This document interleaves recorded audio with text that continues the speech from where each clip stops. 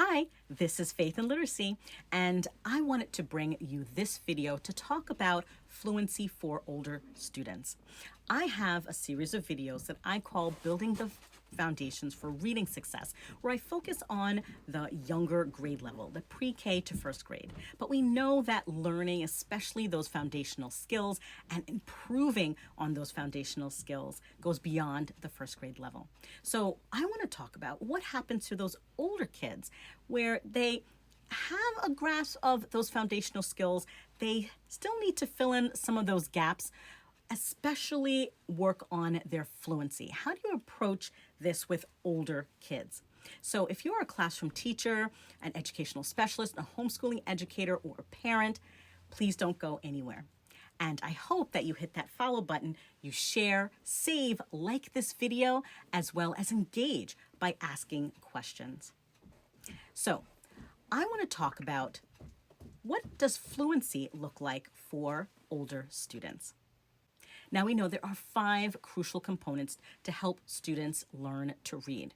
That looks at phonological awareness, and I incorporate phonemic awareness with this, phonics, which is decoding, as well as want to add encoding or spelling and writing to this, vocabulary, fluency, and comprehension. Well, for older students, the goal is to help them to gain more independence as they meet increased number of words in the texts that they are given.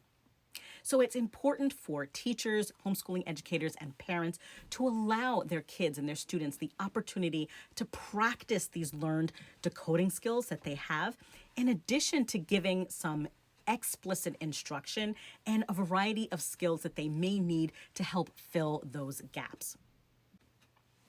You want to make sure that you look for a sound and efficient literacy program that's suited for older students.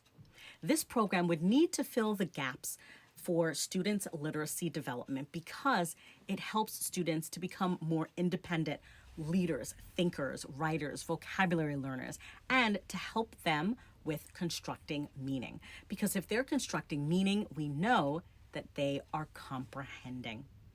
Now, a teacher or a parent would want their kids or students to be able to construct meaning and to gain fluency. And with fluency comes automaticity, which allows them to free up that cognitive space for comprehension. They're not using that space to individually decode every single word.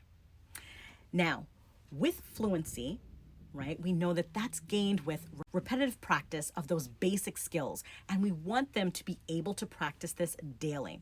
But another component that's important is immediate feedback. You want to make sure that you are giving your child or your students feedback on their reading. Now, one thing that a literacy program for older students helps is to dive a little deeper into the concepts of interpretation, generalization, and being able to draw conclusions. These are all important skills when a student is reading. It's a matter of going just beyond the basics and not just allowing students to obtain the facts or literal meaning of a text. Another aspect of a literacy program for older students that you want to look for is allowing them the opportunity for discussion. Discussion is extremely important.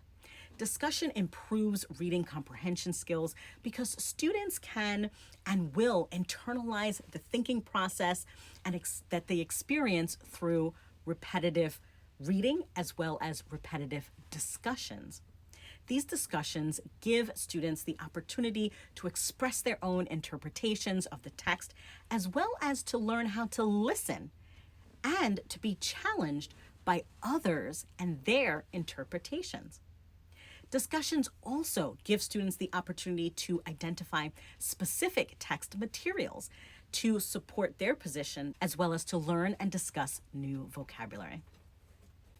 Now, what are some other things that you can do to help older students gain fluency in literacy? Well, one other thing is that you can pre-teach vocabulary. Research has found that students learn vocabulary through direct instruction, wide reading, and from context, as well as through reference materials like dictionaries or thesauruses, for example. And teachers and even homeschooling educators and parents can pre-teach vocabulary if there's a small amount of words that are integral to the context of the text, and the vocabulary is taught in meaningful context to convey meaning relative to the text. So through direct instruction, students can evaluate the vocabulary with different word expansion activities like semantic maps, word maps, semantic feature analysis activities. All of these activities help students to gain control of vocabulary acquisition processes by teaching them various types of information that makes up good definitions and teaching them how to use context clues and background knowledge to increase their understanding of the text. Another skill and activity that you can do to help older students improve on their fluency is by using a variety of books and materials. Increasing the amount of books students read is very important when building vocabulary development. Being able to read a variety of texts shows students rich language, which helps them to learn new words. As they gain more knowledge of vocabulary and they're reading these materials repetitively, they're gaining that fluency that they need. Now, you want to make sure that you as a teacher, a homeschooling educator, is modeling choosing the just right books that older kids need in specific genres. You want to be able to encourage students to read these self-selected books every day, whether they're at home or at school. You want to take time to share books, have them on display, and encourage students to add their own books to their home or classroom libraries. These are just some skills that you can use to help older students to build fluency in their reading. Because remember, fluency leads to automaticity, which leads to comprehension, which is the ultimate goal. I hope this was helpful. This is Faith and Literacy. I'll catch you later.